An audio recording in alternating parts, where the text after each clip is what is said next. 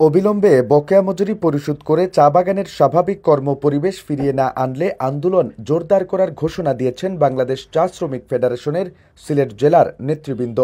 তারা বলেন, মজুরি না পেয়ে প্রতিবাদে দীর্ঘ 1 মাসেরও বেশি সময় কর্মবিরতি পালন করেছেন। দীর্ঘদিন কর্মবিরতি চললে বাগানেরও দীর্ঘমেয়াদে ক্ষতি হবে, যা কোনোভাবে সুফল বয়ে আনবে না। শনিবার বিকেলে সিলেট বিভাগীয় স্টেডিয়ামের টিকিট কাউন্টারের সামনে বাংলাদেশ চা শ্রমিক ফেডারেশনের সিলেট জেলা শাখার উদ্যোগে লাক্কাতুরা, কেওয়াছড়া, দলদলি সহ এনটিসির সকল বাগানের শ্রমিকদের মজুরি পরিশোধ সহ বিভিন্ন দাবিতে সংহতি সমাবেশে বক্তারা এসব কথা বলেন।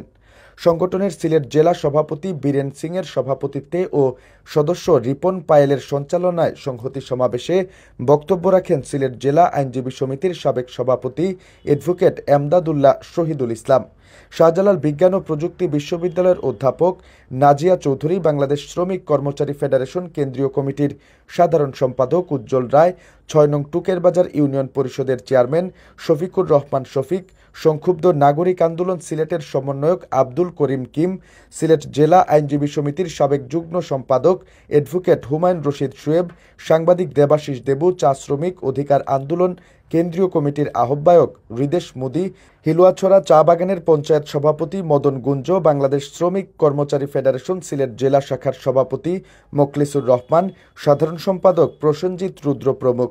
সমাবেশে নেতৃবৃন্দ বলেন, দীর্ঘ 3 মাস যাবৎ লাক্কাতুরা, কেওয়াছড়া, দলদলি সহ ন্যাশনাল টি কোম্পানির চা শ্রমিকরা মজুরি থেকে বঞ্চিত। মজুরি না পেয়ে চা শ্রমিকরা মানবেতর জীবনযাপন করছেন। গত 5 আগস্ট সরকারের পতনের পর থেকে অচলাবস্থা শুরু হয়। বৈষম্যবিরোধী আন্দোলনের মাধ্যমে বিগত ফ্যাসিস্ট সরকারের পতন হয়েছে। স্বাভাবিকভাবে মানুষ আশা করেছিল বৈষম্যের অবসান হবে, কিন্তু সবচেয়ে বেশি বৈষম্যের শিকার হচ্ছে শ্রমিকরা। গত দুর্গাপূজার সময় থেকে আন্দোলন চলছে। আন্দোলনের প্রেক্ষিতে বোনাস প্রদান করলেও নিয়মিত মজুরি দেওয়া হচ্ছে না। ইতিমধ্যে জেলা প্রশাসকের মাধ্যমে স্মারকলিপি প্রদান ও নানা প্রতিবাদের মুখে আশ্বাস দেওয়া ছাড়া কিছুই পাওয়া যাচ্ছে না। শুধু আশ্বাসে শ্রমিকের পেট চলে না, সন্তান সন্ততি সহ অসহায় হয়ে পড়েছে শ্রমিকরা। দোকানে বাকিও মিলছে না। সিলেটের নাগরিক সমাজের নেতৃবৃন্দ আরও উল্লেখ করেন, সিলেট অঞ্চল চা বাগান অধ্যুষিত। সিলেটের অর্থনীতির জন্য যা অত্যন্ত গুরুত্বপূর্ণ।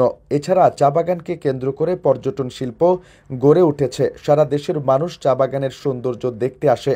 এই শিল্প ধ্বংস হলে সিলেটের মানুষও অর্থনৈতিকভাবে ক্ষতিগ্রস্ত হবে। এজন্য সিলেটের সকল মানুষকে এই আন্দোলনে সামিল হওয়ার জন্য আহ্বানও জানান তারা। চা শ্রমিক নেতৃবৃন্দ তাদের বক্তব্যে বলেন, অবিলম্বে যদি মজুরি পরিশোধ করে বাগান চালু করার উদ্যোগ না নেওয়া হয়, তাহলে সিলেটের 22 বাগান সহ সকল বাগানে কর্মবিরতি সহ বৃহত্তর আন্দোলনের কর্মসূচি ঘোষণা করা হবে।